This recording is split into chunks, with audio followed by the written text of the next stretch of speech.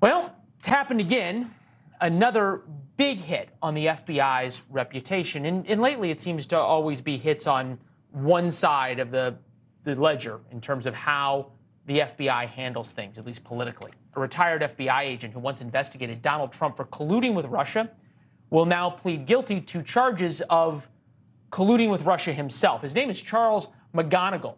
He was indicted in January on charges including money laundering and violating U.S. sanctions by working for a Russian oligarch. He allegedly tried to get the oligarch off the U.S. sanctions list. Typically, the oligarchs are pretty close to Vladimir Putin, colluding with Vladimir Putin. All right. Never mind that he was the head of counterintelligence in New York City for the FBI and should have known better. But there's a bigger issue here. America's trust in the FBI has plunged. Back in 2017, it was 80%. Now it's down to 59%.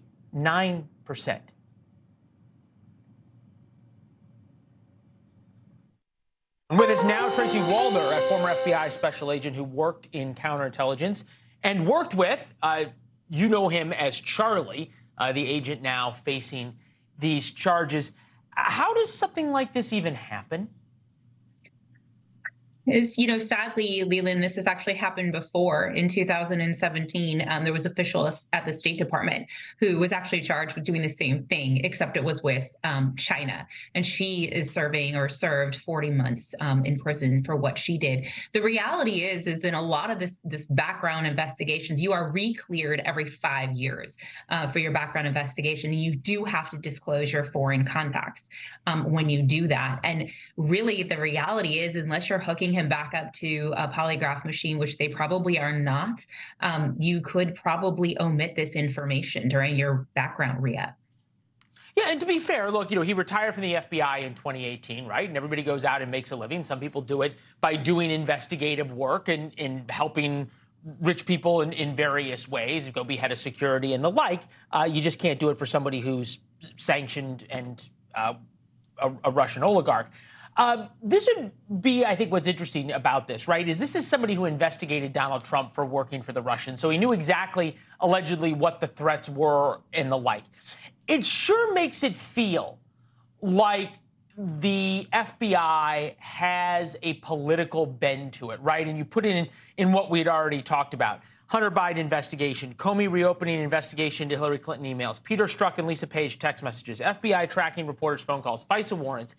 That there is a real rot inside the FBI, and it certainly is not your grandfather's FBI, to use that reference.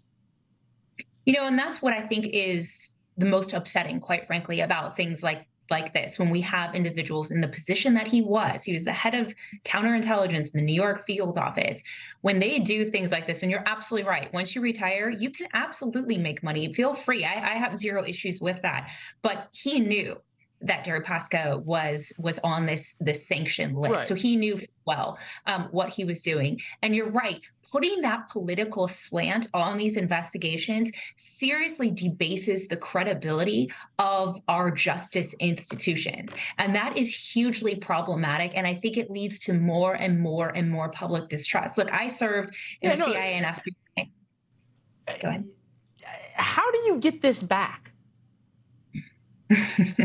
That is $1 million question, and what I have to be honest with you, that's what's so upsetting to me. Let me ask you in a different way. I mean, I agree with you; it's upsetting, but is it real that this political bias exists within the FBI, or are Republicans just making this up? I'll be completely honest with you, Leland. When I was at the FBI, I would say the political bias leaned Republican. Which is interesting. I think it changes over a period of time. I wouldn't say it was, staunchly right, clearly, but I would say it leaned Republican. In fact, it's what made me more to the middle of the politics. So I think it ebbs and flows. I think that's a really good question. But it was interesting that during the time I was there, it leaned more conservative. Huh. Fascinating perspective. It's why we have you, and enjoy your expertise at times like this. Tracy, thank you.